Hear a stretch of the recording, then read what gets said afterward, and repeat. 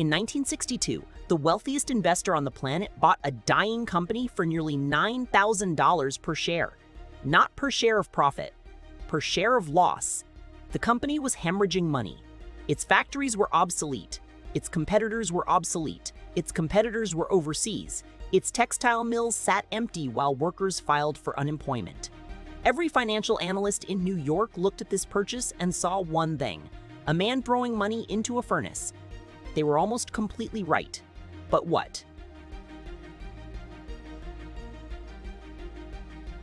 happened next would not be the story of bankruptcy.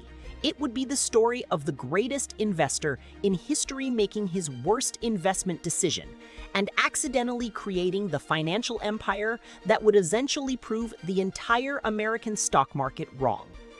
This is the story of how Warren Buffett bought a corpse, refused to bury it, and turned it into the greatest wealth creation machine ever built.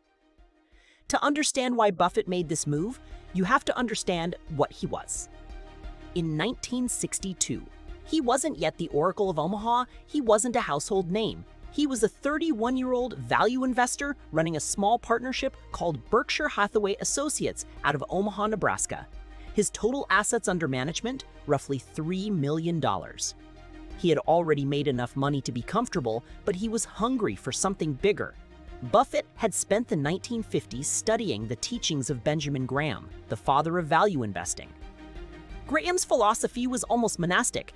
The Bapihastic was balanced. Buying companies trading below their liquidation value, companies so cheap that even if they went bankrupt, you'd make money on the scrap metal alone. In 1962, Buffett found exactly that company. It was called the Berkshire Fine Spinning Associates, a New England textile mill founded in 1817, 145 years old, completely broken. The business model was extinct. American textile manufacturing was dying a slow, inevitable death. Wages in the North were pre-high. Automation was replacing workers. Southern mills and foreign competitors were undercutting prices. The writing on the wall had been there for years. But what caught Buffett's eye wasn't the business, it was the balance sheet. The mill owned real estate. It owned machinery. It had cash on its books. If you liquidated it tomorrow, shareholders would recover nearly that purchase price. And yet the stock was trading at a discount to that liquidation value. To Buffett, this was a screaming bargain. He bought in, quietly, patiently. He accumulated shares. And in 1962, through a series of stock swaps and maneuvers, Berkshire-Hathaway Associates merged with the nearly dead Berkshire Fine Spinning Associates. Overnight, Buffett's little investment partnership became the owner of a massive textile mill in New England that he did not want to operate. He did not want to run a textile business. He wanted to buy undervalued assets and wait for the market to notice. But the merger had a problem.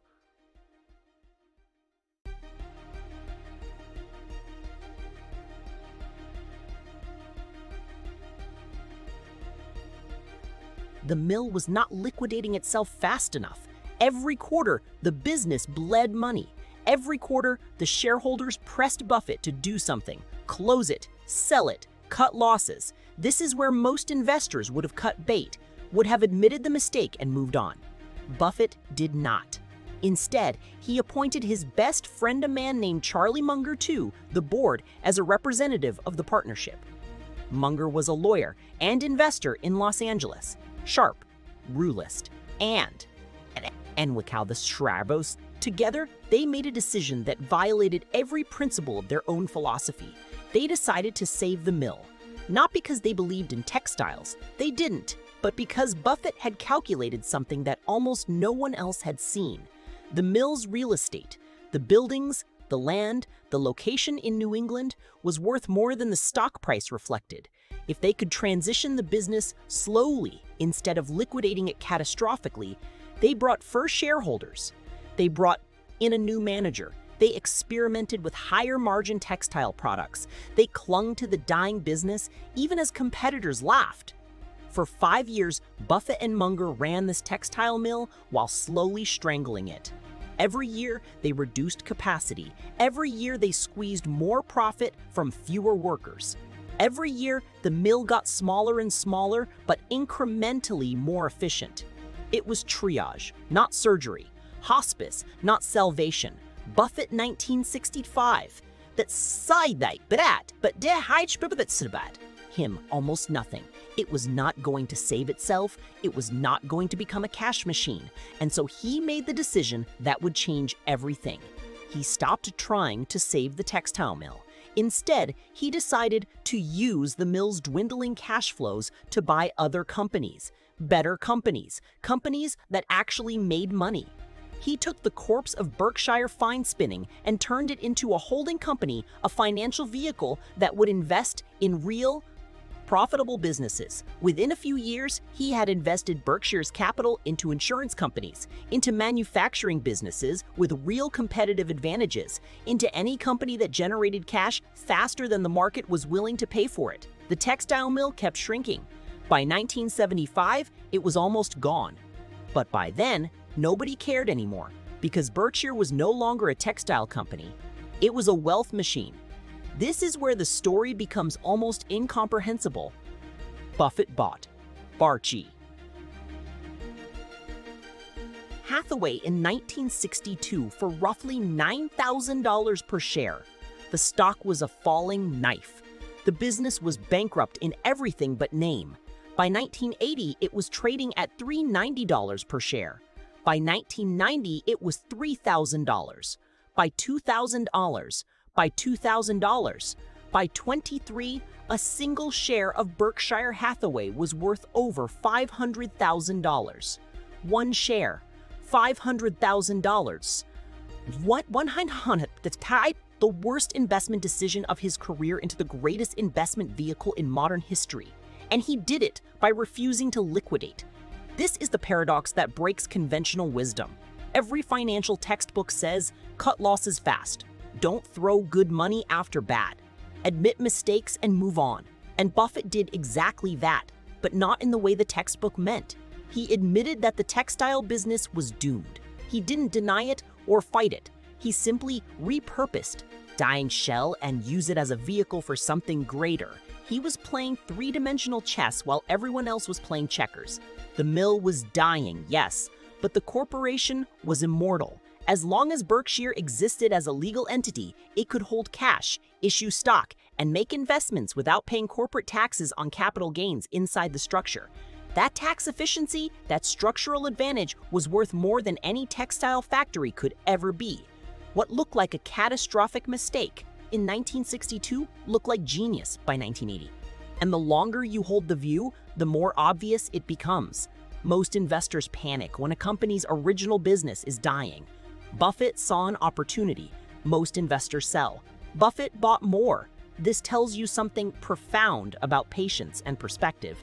Buffett held Berkshire through decades of the textile mill dragging it down, through quarterly earnings calls where the mill lost more money, through shareholder meetings where people questioned his competence. He held because he understood something almost invisible to the market. The structure itself was valuable. By 1975, the textile mill was closed entirely. What remained was a shell company, a tax-efficient holding structure, and Buffett used it to build an empire: insurance, manufacturing, railroads, energy, utilities. Each acquisition was a choice to buy quality businesses at reasonable prices and hold them forever. And because Berkshire's was structured as that hedony, holding combombidity, because the kids didn't have any out dividends, Buffett could compound capital at an extraordinary rate. The market rewarded this ruthlessly. Over 60 years, Berkshire Hathaway returned roughly 200,000% to shareholders. 200,000%! If you had invested $1,000 in Berkshire in 1962, you would have $55 million today, all from an investment Buffett himself now describes as a mistake. Here is what this story reveals about how wealth actually works in the modern economy. Buffett's mistake wasn't that he bought a dying company. His mistake was thinking he could save it. But the moment he abandoned that plan and accepted that textiles were finished, he unlocked something the market couldn't see: the infinite value of a tax-efficient, permanent capital vehicle. This is a lesson almost no investor understands. The greatest wealth is not created by picking winners. It's created by building structures that let you hold winners forever without paying taxes on the gains. Buffett bought Berkshire in 1962 by mistake, but he kept it because he understood that the vessel matters more than the cargo. Every investor watching this is holding some version of Berkshire, a brokerage account, a retirement fund, a business entity. But almost none of you are structured to compound capital efficiently over decades. You're paying taxes. You're liquidating winners to cover losses. Buffett's accidental insight was that the best investment you can ever make is building a structure that lets you never sell. And here's the kicker. Berkshire-Hathaway is worth nearly $1,000 billion today. It owns pieces of almost every major American company. It's arguably the most important shareholder in America's largest corporations, and it all traces back to a dying textile mill that nobody wanted to buy in 1962. The greatest empire in American finance was built on a foundation of failure. The textile mills of New England once shut down decades ago, but the shell that Buffett bought survived. It mutated. It became something infinitely more valuable. This is the lesson of Berkshire. Not every mistake is a disaster. Some mistakes are invitations. Some wrong decisions, held long enough, reveal hidden truths about what the market is valuing incorrectly. Buffett paid $9,000 per share for a bankrupt textile company in 1962 because he thought he was buying liquidation value. He was partially right, but what he actually bought, without fully realizing it, was a ticket to build the greatest investment vehicle in history. The moral is not to catch falling knives. It's that sometimes the knife you catch teaches you something about gravity that changes everything. And sometimes the worst investment decision you ever make becomes the foundation of an empire.